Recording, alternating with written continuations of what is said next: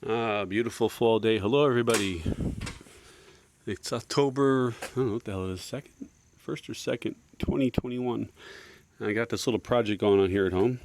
What happened was the person who built the addition on this house, look at this crap.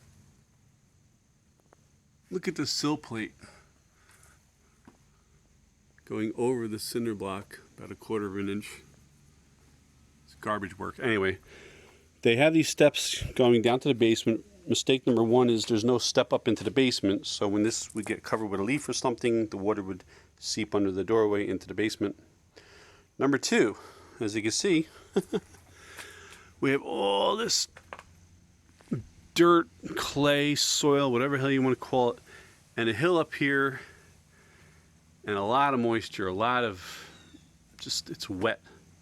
Especially we had that Hurricane Ida come through, we got like so much water. Anyway, so when they built the steps are actually in pretty good shape. I kind of nicked them here with an excavator because my plan was to take it all down. Then I realized, you know what, why not keep the steps and just replace the block around it? The big mistake they made here was, well, first of all, they used 8-inch block. All right, the foundation of the house that they added on the addition here, that's 10-inch block. Secondly, what's missing here? To hold up tons and tons of wet, expanding, and contracting, heavy concentrate of clay type soil. What's missing here? That's right. They didn't fill any of the cells in with grout or concrete, whatever you want to call it, and there's no rebar. They got rebar here holding the steps up. That's why I'm not taking too much in the back here. My plan is here is to get down to as many good cinder blocks as possible, brush them off really well, let them dry a little bit, brush them off, and begin rebuilding it back up.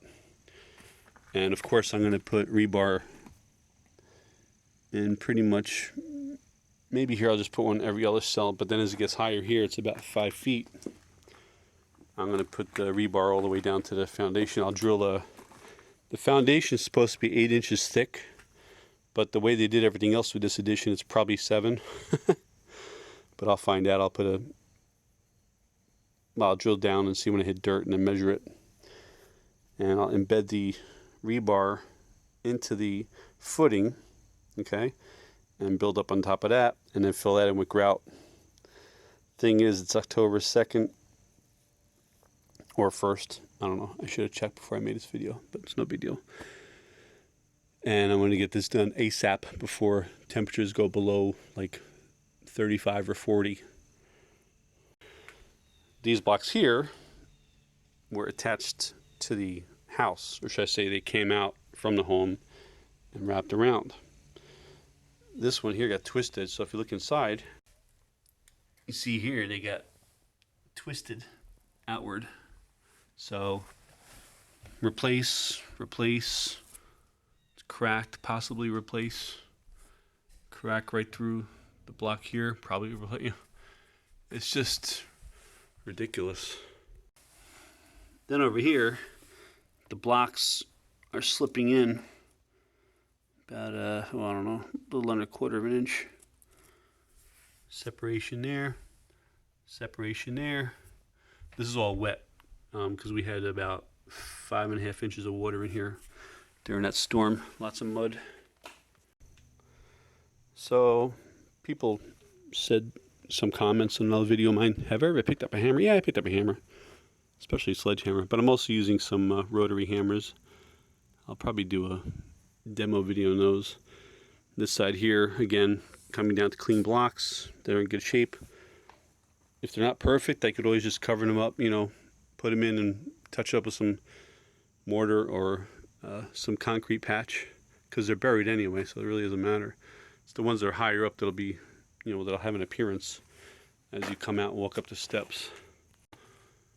This was the height of the original retaining wall. As you can see, the ground is right there. So it was almost, the ground was about maybe 2 or 3 inches below this. So the problem is that over here there was a deck coming out of the garage. So it was hiding the fact that you can see with the naked eye, it slopes down towards this area. Okay, so I'm gonna have to, this is the original height of the cinder block retaining wall.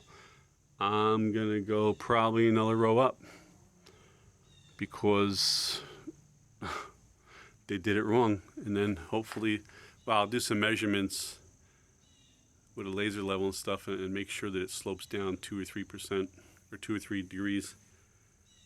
Oh wait, 2 or 3%, yeah. Grade going that way. So that's about it. I'll label this as part 1.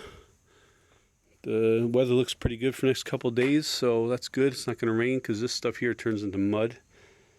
I got the drain pipe is under there. Some of the fabric got kind of ripped up.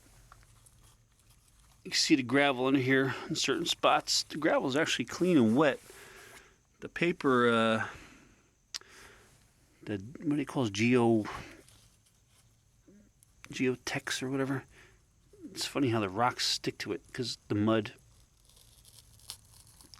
Look at that. Interesting. So I might just, if the weather is nice, I'll find out how far they put it because they just draped it on top of the stone. They didn't wrap it like a burrito. I guess back in 2002 that was acceptable. Or maybe it still is acceptable, but I'm tempted to remove the old fabric, put down a little more gravel, make sure it's clean, and put new fabric, maybe even out more. Like they probably came out, I bet you they came out a foot. I haven't really researched that yet. I'm going to get this done. Again, this is priority because of the cold weather. So anyway, thanks for watching, and look for part 2 coming up soon. Give me a thumbs up.